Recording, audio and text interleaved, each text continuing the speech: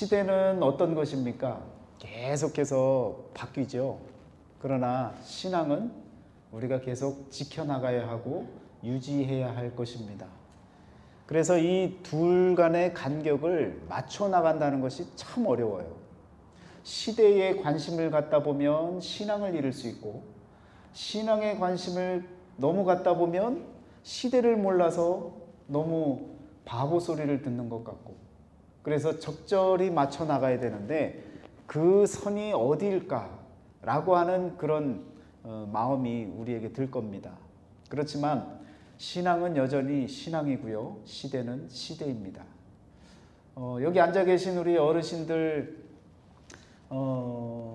정말 이 인류 역사상 가장 그 변화무쌍한 시대를 다 살아오셨어요. 왜 그러느냐? 여러분 그 미래학자였던 그 엘빈 토플러가 그 미래 쇼크라고 하는 것을 1970년대에 썼어요. 그런데 그때 쓸 때에 세상은 이렇게 바뀔 것이다 라고 이야기를 하면서 여러 가지 이야기를 했습니다. 그리고 나서 80년도에 넘어서서는 또 제3의 물결이라고 하는 책을 쓰면서 그 물결의 흐름을 시대적으로 나누어 봤습니다. 그런데 지금 여기 앉아 계신 어르신들은요, 어떻게 보면 농경사회도 체험해 봤고요, 그리고 산업사회도 체험을 해보셨고요, 그리고 정보사회도 체험을 하셨고요, 지금은 온라인 시대로 접어들고 있고 가상세계로 넘어가고 있는데 그 세계도 지금 살아가고 계세요. 그러니까 한평생을 살면서 어떤 사람은 농경사회에서만 열심히 살아도 힘든 판에 이 변화의 물결을 너무 많이 걸쳐서 정신이 없는 거예요. 그런데 요즘에 얼마나 어른들이 스마트폰을 잘 하십니까? 그거 보면요, 대단한 겁니다. 시대가 바뀌었는데도 그 시대의 흐름에 잘 따라가시고 적응도 잘 하시고 열심히 살아가고 계시는 거예요.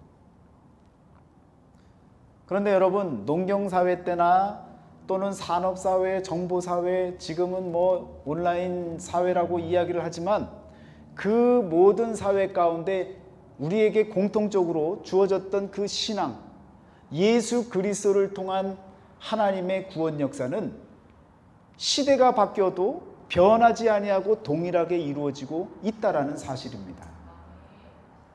다른 건 몰라도 오늘 저와 여러분들이 반드시 기억해야 할 것은, 내가 구원받을 수 있는 것은 어떤 시대를 더 앞서가서 구원받는 것이 아니라 예수 그리스도 그 이름만으로도 우리가 구원받을 수 있다는 이 확신이, 이 믿음이, 강건한 믿음이 우리에게 필요하리라 믿습니다. 시대의 이야기를 나누다 보니까 조금 더 현실에 맞는 이제 앞으로 다가올 세계를 여러분에게 한번 소개를 해드리겠습니다. 여러분 뭐 이미 벌써 그 신문이나 아니면 뉴스 또 매체를 통해서 보셨을 텐데, 메타버스라고 하는 이야기 들어보셨습니까? 메타버스, 메타라고 하는 초월 상상이라는 말, 그 말과 플러스 유니버시티라고 하는 세계라고 하는 말이 합쳐져서 메타버스라고 하는 표현을 씁니다. 그런데 이 메타버스라고 하는 게 무엇이냐? 가상세계를 만들어가는 사람들의 이 대표적인 이름입니다. 그래서요, 지난 6월 30일 그 뉴욕 증권거래소에 메타버스 산업으로 투자하는 라운드힐 볼 메타버스 ETF라고 하는 그 투자 산업이 상장이 되어졌습니다. 이 얘기는 이미 벌써 누구나 주식으로 가상세계를 지금 투자하겠다라는 이야기고, 실제로 가상세계를 살아간다는 얘기입니다. 한 예로요, 여러분 한국 땅에 압구정이에요. 압구정 그 아파트들이 얼마나 비쌉니까? 뭐 몇십억씩 합니다. 몇백만 불씩 하는 거예요. 그런데 그 아파트들의 한 동이요, 한 채가 아니라 한 동을 사는 값이 가상세계에서 5불에 거래가 되어졌습니다. 가상세계 가짜 아파트니까 5불 또 아깝잖아요. 그런데 그 아까운 돈이 거래가 되어졌는데 지금 그것이요 값이 올라서 898불이 됐답니다. 무슨 얘기를 하나 싶죠? 그러니까 여러분 이 지구를 가상으로 이렇게 화면으로 여러분 TV에서 볼 수 있잖아요. 우리가 살고 있는 이 지역의 그 위에다가 똑같이 그림을 그려놓고요. 가상세계에다가 이 교회만한 이 위치뿐만 아니라 전체 시티를 막 팔고 거래를 하고 있는 거예요. 실제 주인은 아닌데 가짜 주인들이 서로 판매를 하고 있는데 이것이 지금 제2의 비트코인이라는 거예요. 그래서 가상세계가 지금 현실화가 되어지고 있다는 겁니다. 그래서 부동산 거래가 지금 가상세계에서 부동산 거래가 되어지고 있는데요. 여러분 이게 한국만의 얘기가 아니라 사실은 미국에서 지금 여러 그 기업들이요. 지금 이 온라인으로 토지를 팔고 있습니다. 그래서 평균 거래가가요. 지금 3,895불이나 된대요. 크립토복셀이라고 하는 그 사이트에서 거래가 되고 있는 이 거래 평균가가 3,895불. 그리고 인피니티라는 가상 게임에서는요. 8필지라고 우리가 얘기를 하잖아요. 이 크기로 따져서 8필지를 150만 달러에 팔렸다는 겁니다. 그게 뭐냐면 가상, 없는 세계인데 그 땅을 사고 있는 사람들이 있는 거예요. 우리는 지금 눈에 보이는 땅도 없는데 어떤 사람은 이미 보이지 않는 땅을 지금 다 샀다고요. 그래서 전 세계를 펴놓고 세계 지도를 펴놓고요. 웬만한 노른자 땅은 이미 다 팔렸답니다. 지금 우리가 사는 시대가 이런 시대예요. 여러분과 저는 눈을 뜨고 아침에 일어나서 내가 살고 있는 환경에서도 열심히 사는 게 전부인 줄 아는데 시대는 벌써 바뀌어져서 온라인 시대가 다 되어졌다고요. 가상세계를 이미 사람들이 살아가고 있는 겁니다. 이런 시대임에도 불구하고 여러분과 제가 그 시대에 빠져드는 것이 아니라 여전히 우리가 이 시대 가운데도 지켜야 할 것이 있는데 이것이 바로 시간과 공간과 인간이라고 하는 이 사이간자가 어떤 의미를 갖는다고 했습니까? 구별함의 의미를 갖는다고 했잖아요. 한자로 이 사이간자가 구별된 것을 의미한다고요. 그래서 인간, 공간, 시간 할 때도 간자가 들어갑니다. 이 세 가지가 구별이 되어질 때 우리가 예배를 올바르게 드릴 수가 있는 거예요. 아무리 여러분 시대가 바뀌어도요, 우리들에게는 예배를 드리는, 저와 여러분들이 이 자리에 나와 있는 이 자체는요, 공간을 여러분들이 구별하신 거예요. 시간을 구별하신 거예요. 인간을, 우리 마음 속에 있는 인간을 구별해서 여러분과 제가 이 자리에 나오신 거예요. 그래서 예배를 드리고 있는 겁니다. 세상이 아무리 바뀐다 할지라도 우리에겐 여전히 하나님 앞에 나와야 하는 이 예배를 통해서 구별된 삶을 살아가야 된다라는 말씀을 드리는 겁니다. 시대가 너무 바뀌어서 어떻게 살아가야 될지를 몰라도 상관없습니다, 여러분. 시대보다도 중요한 신앙을 붙잡고 하나님의 말씀을 붙잡고 사는 길이 더 값지고 귀한 인생인 줄 믿습니다. 여러분, 이 66권의 성경이 문제가 있을까요? 문제가 없을까요? 하나님의 언약의 말씀이 진리일까요? 진리이지 않을까요? 진리예요. 그런데 이 진리의 말씀을 우리가 어떻게 받아들이느냐에 따라서 오늘 이 시대에 저와 여러분이 보고 있는 이 성경이 어떤 성경이냐, 진리의 성경이냐, 그냥 옛날 이스라엘 사람들의 말씀이었느냐라고 하는 차원에서 우리의 삶에 변화가 일어나기도 하고요. 이 진리의 말씀이 우리 삶에 적용이 되어지기도 한다는 것입니다. 예를 들면요, 그런 거예요. 일전에 말씀드렸지만 여러분, 역사상, 성경의 역사상 이스라엘 백성들을 침략해왔던 첫 번째 나라가 아수르입니다. 아시리아라고도 이야기를 하죠. 아시리아의 수도가 어디였어요? 니느웨였습니다. 그런데 이 니느웨 성이요, 수도였어요. 캐피탈이었어요. 이 수도가 지금 땅으로 말하면 이란, 이라크 지역에 있는 땅인데, 예수님께서 이 니느웨 성을 비유적으로 말씀을 하신 경우가 있었잖아요. 요나가 큰 물고기 뱃속에서 다시금 나와갖고 니느웨 성에 가서 회개의 메시지를 던지지 않습니까? 그런데 그 말씀을 예수님이 뭐라고 말씀하세요? 요나의 비유를 들어서 자신을 밝히고 있습니다. 그런데 그 다음 세대부터 1세기 이후서부터 19세기까지 1890년대까지요. 사람들이 어떤 마음을 가졌느냐? 예수님은 가짜다. 거짓말쟁이다. 왜? 어떻게 요나가 물고기 뱃속에 들어갔다가 나온 사람이라는 것도 못 믿을 판에 역사상에서 사라진 아무 흔적도 없는 니느웨 성, 니느웨에 사람들이 있었다고 하고 니느웨에 요나를 보내서 회개의 메시지를 전했다라고 이야기하는 그 예수는 거짓말쟁이다 라고 했었단 말이에요. 우리는 1800년대에 안 살았으니까 그 사실을 몰라요. 그런데 1843년에 무슨 일이 벌어지냐면 5월 4일에 아수르가 발견이 되어집니다. 고고학자에 의해서 아수르 니느웨 성이 발견이 되어진 거예요. 그리고 그 안에 수없이 많은 여러 가지 흔적과 유적들이 다 발견이 되어집니다. 그래서 타임즈에 대해서 특필이 되어집니다. 그때까지만 해도 사람들은 뭐라고 했느냐?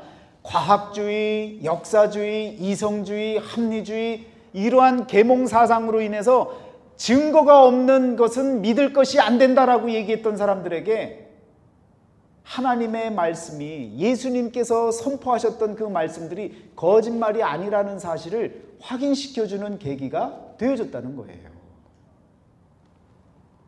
니느웨가 역사 속에 어디 있냐? 한 번도 발견되지 않았던 그 니느웨를 예수님이 언급을 한 건 예수님은 아무것도 모르고 그냥 했던 거짓말쟁이다 라고 얘기를 했지만, 성경의 역사 가운데 하나도 1.1획도 거짓이 없기 때문에 예수님께서 니느웨 성을 가리켜 얘기하셨던 그 모든 말씀들, 그 말씀이 19세기 후반에 되어서야 비로소 여러분 증명이 되어지는 사건이 벌어진 겁니다. 참 얼마나 기가 막힌 일입니까? 그런데요, 이 요나가 니느웨 성에 가서 회개하라라고 메시지를 선포하고 돌아오고 나서 나훔 선지자가 또 가서 뭐라고 했냐면 100년이 지나서요, 너희 이 땅이 사라질 것이다 라고 했단 말이에요. 그런데 사라질 것이라고 했는데 정말 티그리스 유프라테스 강이 해마다 범람을 하는데, 이 범람한 정도가 얼마냐면 수도가 되어지는 그 지역을 덮을 만큼 흙이 덮어버린 거예요. 그래서 여러분 그 위로 6m나 되는 그 흙이 쌓여갖고요, 아무도 그곳이 니느웨 성인지를 몰랐던 거예요. 그런데 여러분 그 자리를 누가 발견을 하느냐? 신학교를 갓 졸업했던 레어드라고 하는 사람이요, 분명히 성경에는 니느웨가 나오는데 왜 사람들은 니느웨 성을 없다고 하고 또 못 찾는 것일까? 라고 하고 본인이, 무식하면 용감한 거죠, 본인이 이란 땅으로 간 거예요. 가서 성경을 읽어가면서 여기에서 저기서 여기서 저기서 검토를 하다가 이 땅이다 믿고 거기를 파기 시작한 거예요. 삽질을 하기 시작한 거예요. 세상 사람들이 그러죠. 삽질하네. 진짜 삽질을 한 거예요. 2주 동안 파 들어가기 시작한 거예요. 그래서 한 6m를 혼자 팠습니다. 6m를 파고 나니까 그 아래에 성벽의 흔적이 나오기 시작하는 거예요. 그래서 여러분 그곳을 발굴해 갖고요, 영국하고 프랑스에서 난리가 난 거예요. 19세기면요 영국 대영 제국이 전 세계 이 대장 아닙니까? 그래서 영국에서 유물을 다 갖고 가버렸어요. 그 대형 그 박물관에 예전에는 없었던 아수르 세션이 생겨버렸습니다. 그래서 그 대형 박물관에 들어가면요, 이집트 성경 역사에 따라서 이집트 아수르가 없었는데 발견이 되어서 생겨난 거예요. 바벨론, 페르시아, 로마, 헬라, 로마, 이렇게 6개의 제국의 흔적들을 대형 박물관에서 보관하고 있습니다. 얼마나 기가 막히고 놀랄 일입니까? 성경을 바라보고 풀리지 않았던 것을 한 사람이 믿음을 갖고 그렇게 나아갔더니 열려지는 거예요. 성경은요 그런 힘이 있습니다. 우리가 믿고 나아가면 성경은 진리이기 때문에, 변하지 않는 사실이기 때문에 우리를 절대로 외면하지 않고요, 우리를 배반하지 않습니다. 사람의 마음이 흔들려서 바뀔 일은 있어도 성경이 바뀌어서, 내용이 바뀌어서 달라지는 일은 절대로 없다는 거예요. 이것이 19세기에 지금까지 있었던 일 가운데 커다란, 성경적으로도 그렇고 크리스찬들에게도 큰 도움을 주는, 예수님께서 그렇게 하셨던 말씀이 절대로 거짓말이 아니었다라는 것. 1세기 때에도 니느웨라고 하는 것이 이미 없어진 상태이기 때문에 니느웨 얘기를 한다는 것 자체도 사실은 말이 안 되는 거였어요. 그런데 예수님은 니느웨 얘기를 하셨단 말이에요. 그런데 그 흔적이 거의 2000년 가까이 시간이 지나서 발견이 되어졌다는 놀라운 사실을 여러분 기억하시길 바랍니다. 또 한 사건 이야기해 볼까요? 최근에 있었던 일입니다. 최근에 어떤 일이 있었냐면, 여러분 이스라엘 땅이 그 팔레스틴 지역 그리고 이란, 이라크가 있는 이 중동 지역에요, 오일과 가스가 안 나는 지역이 어디냐면 이스라엘만 안 나요. 이란, 이라크, 요르단 할 것 없이 다 천연가스와 오일이 다 나와요. 그래서 사람들은 이스라엘은 젖과 꿀이 흐르는 땅이 아니라 기름도 가스도 안 나는 아주 쓸모없는 땅이다라고 이렇게들 생각을 하고 살았단 말이에요. 실제로 그곳에 아무런 1968년도에 이스라엘이 다시금 나라를 세우기 시작하면서 기껏 모였는데 땅이 불모진 거예요. 아무것도 없는 그런 땅인 거예요. 그러니 여러분, 그 땅에 모여든 사람들이 무슨 희망이 있겠습니까? 성경적으로 젖과 꿀이 흐르는 땅이라고 했는데 그곳에 아무것도 없는 거예요. 그래서 여러분 열심히 막 사막에다가 막 그 스프링클러 같은 거 만들어낸 모든 그 기술들이 다 어디서 나오는 거예요? 유태인들에게서 나오는 거예요. 그런 땅을 막 개간을 하고 발전을 시키려고요. 자, 그러다가 그 기보트 올람 회사라고 하는 회사의 유전 회사입니다. 그 회사의 CEO 토비아 루스킨이라는 사람이요, 도대체 성경에서는 분명히 기름진 땅이라고 얘기를 했고 여러 가지 하나님이 약속하신 것이 있는데 왜 이 땅에는 아무것도 나지 않을까? 그래서 그 사람이, 그 CEO가요, 한번 이제 개발을 해보려고 여러 군데를 찾아다닌 거예요. 그런데 개발하기 전에 뭘 봤느냐면 구약성경 어디를 보냐면 신명기 33장을 봤습니다. 한번 찾아보실까요? 보시면 신명기 33장에요. 12지파에 대한 모세의 축복 이야기가 나옵니다.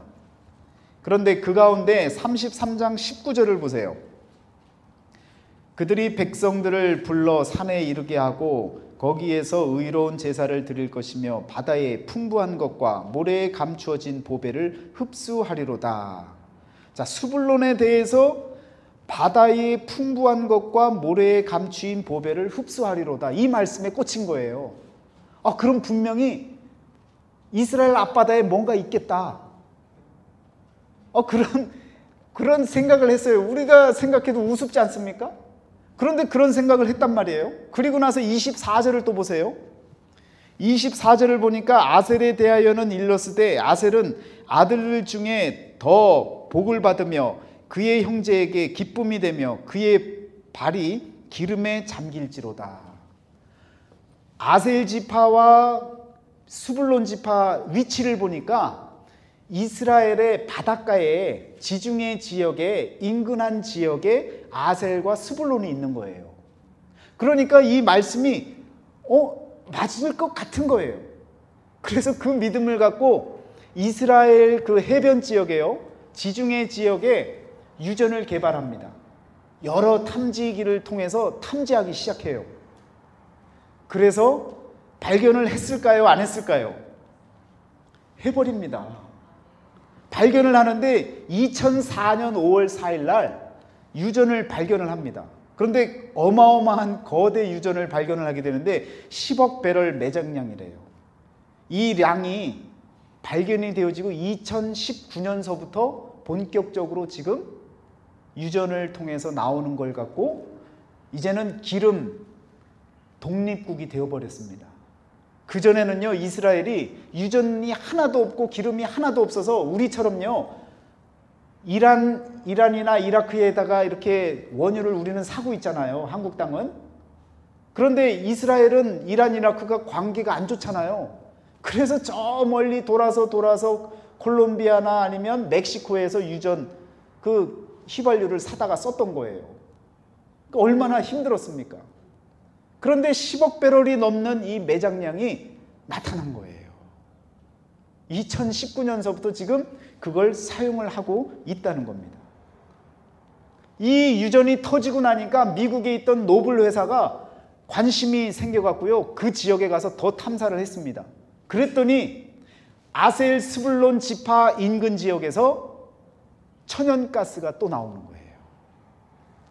천연가스를 그 탐색해서 발견해낸 걸 발굴해 보니까요, 미국 전체 땅이 소유한 천연가스의 절반가량이 거기서 나오는 거예요.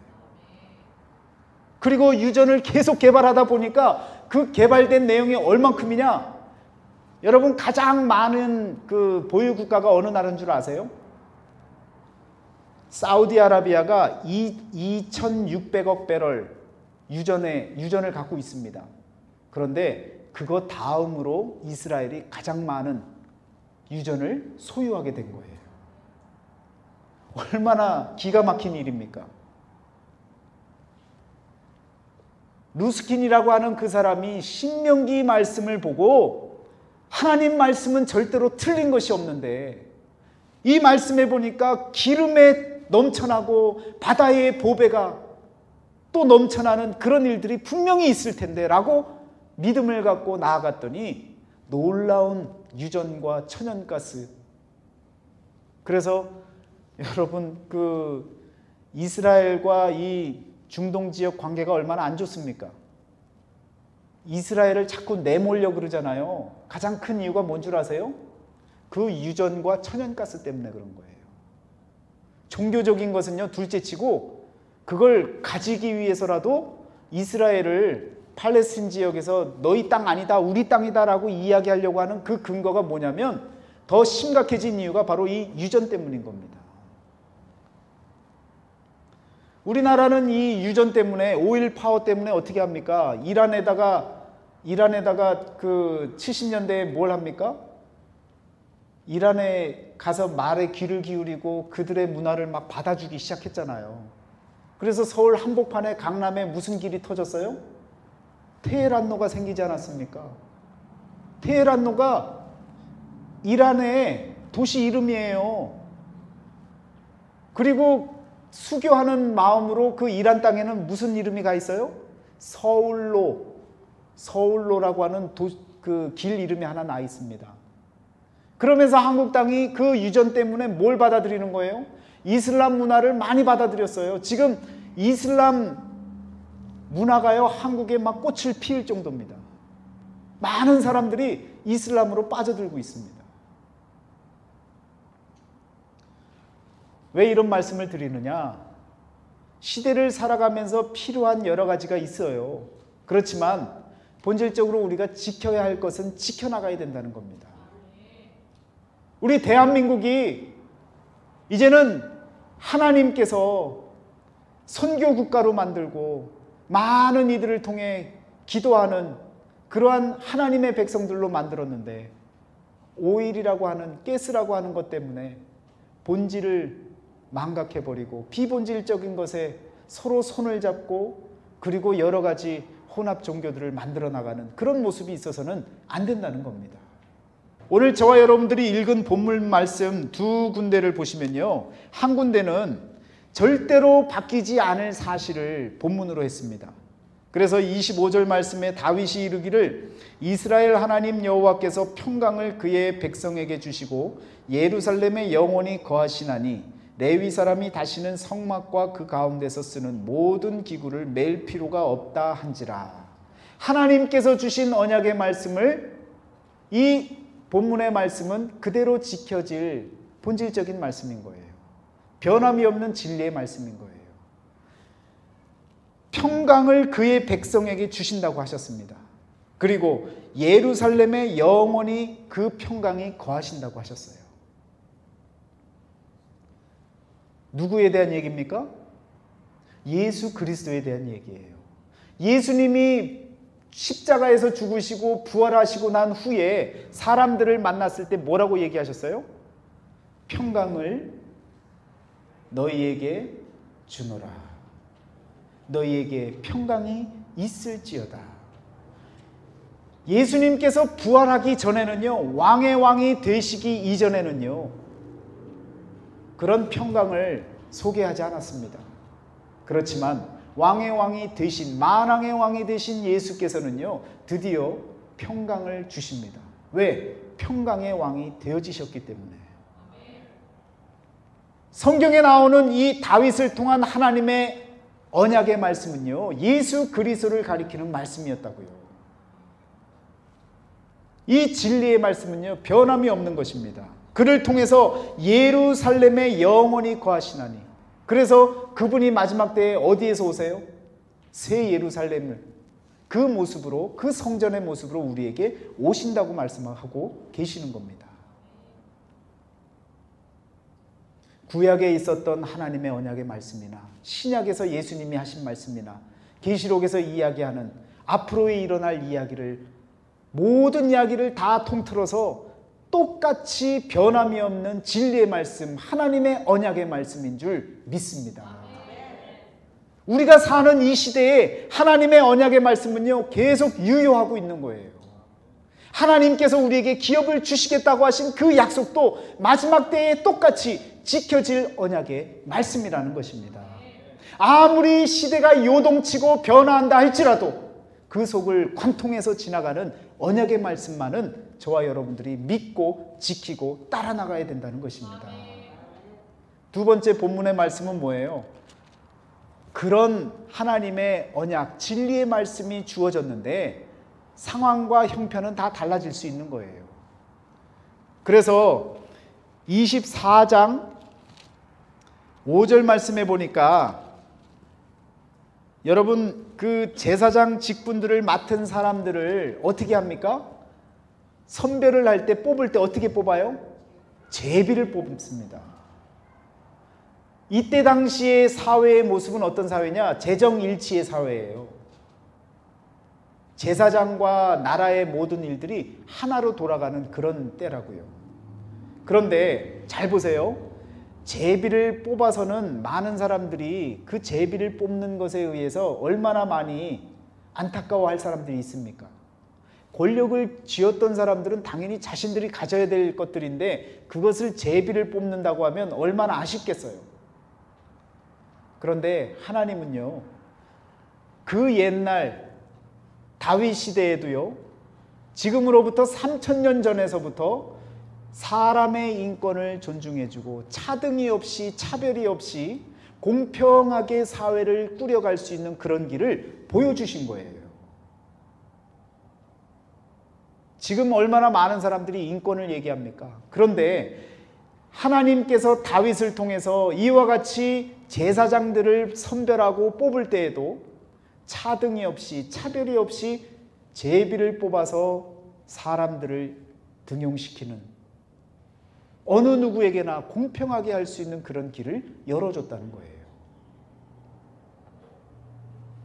그래서 성경은요, 잘 보면 어느 시대에나 오늘 우리들이 배워야 할 하나님의 그 방법과 그 진리의 말씀들이 숨겨져 있는 것을 깨닫게 되어집니다.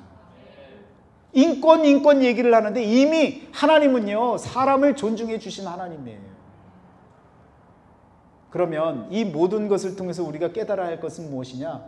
어거스틴이 그런 말을 합니다. 본질에는 일치를, 비본질에는 관용을, 모든 일에는 자비를. 본질적인 것은 우리가 다 같이 하나로 일치가 되어져야 돼요. 하나님을 섬기고 하나님을 찬양하는 일, 이것이 교회의 본질이라는 것.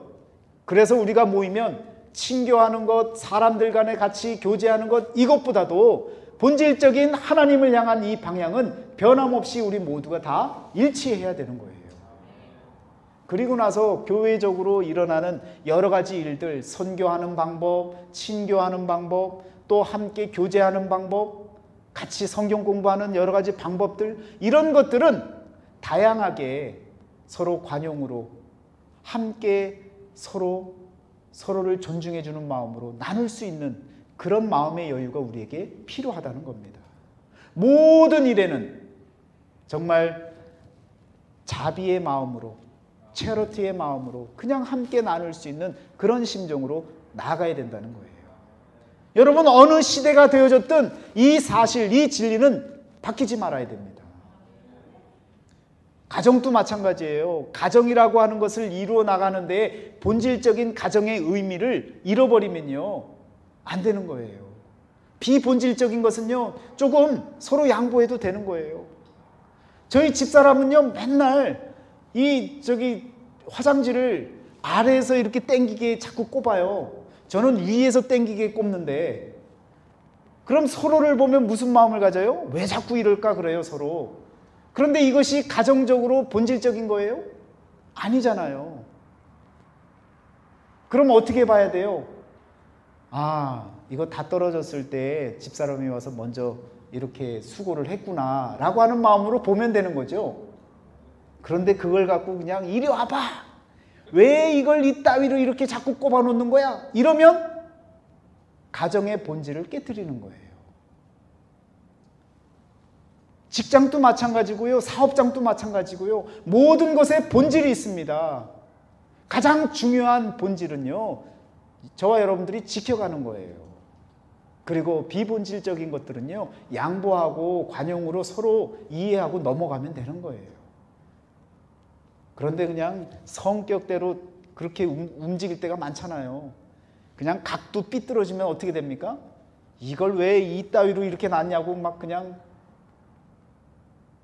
우리들이 성격이 다 다르고 성향이 다 다르지만 바라보는 본질의 방향이 같다면 서로 이해할 수 있는 마음이 있어야 된다는 거예요. 우리 교회도 마찬가지입니다. 옆에 앉으신 우리 여러분 가족, 부부간에도요, 서로 바라보면요, 다 달라요. 성격도 다르고요, 그냥 취향도 다르고요, 다 달라요. 같을 수가 없어요. 그렇지만 모두가 다 같이 하나가 될 수 있는 길은요, 다 같이 예수 그리스도만 바라보면 하나가 되는 거예요. 자꾸 옆을 바라보고 너는 왜 나랑 같은 마음이 아니냐고 이야기할 필요가 없는 거예요. 예수 그리스도만 바라보시면요, 교회 안에서 일치되는 마음, 하나 되는 마음이 되어질 수 있습니다. 그 마음 갖고 사실 때에 교회 문제가 없는 거예요. 저 집사는 또 저 성도는 왜 이 모양이고 저 모양이고, 왜? 그 사람을 바라보니까 자꾸 다른 모습이 보이는 거예요. 보지 마세요. 예수 그리스도만 바라보세요. 십자가만 바라보세요. 그러면 우리 마음이 다 같이 하나 될 수 있습니다. 교회에서의 본질은요, 하나님만 바라보는 거예요. 예수님 안에 거하는 거예요. 그것이 저와 여러분의 살 길인 줄 믿습니다. 제비를 뽑아서 이렇게 행했던 그 모든 모습들 본질이 아니기 때문에, 하나님을 찬양하는 일은 본질이지만 그 방법들은 본질이 아니니까 차등 없이 제비 뽑아서 나눌 수 있는 거예요.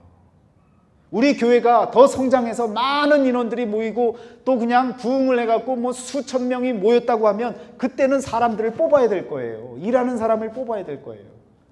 그런데 누구를 뽑내 만해가 아니라 차등 없이 정말 이 제비 뽑기처럼 하나님의 방법으로 모두를 존중하는 마음으로, 모두가 다 하나님의 자녀인 것을 인정하는 마음으로 이렇게 제비를 뽑을 수 있는 그런 마음들이, 그런 관용의 마음들이 우리들에게 필요하다는 겁니다. 시대가 바뀌어도 바뀌지 말아야 할 본질적인 것을 꼭 붙잡으시고, 시대가 바뀌는 것에 따라서 조금 변화가 되어지는 것, 여러분 손해볼 것 손해보세요. 득볼 것은 또 득보세요. 그렇지만 반드시 지킬 하나님 앞에서의 신앙만큼은 양보하지 마시고 믿음으로 살아나가는 저와 여러분의 삶이 다 되어지시기를 주의 이름으로 축원합니다. 기도하겠습니다.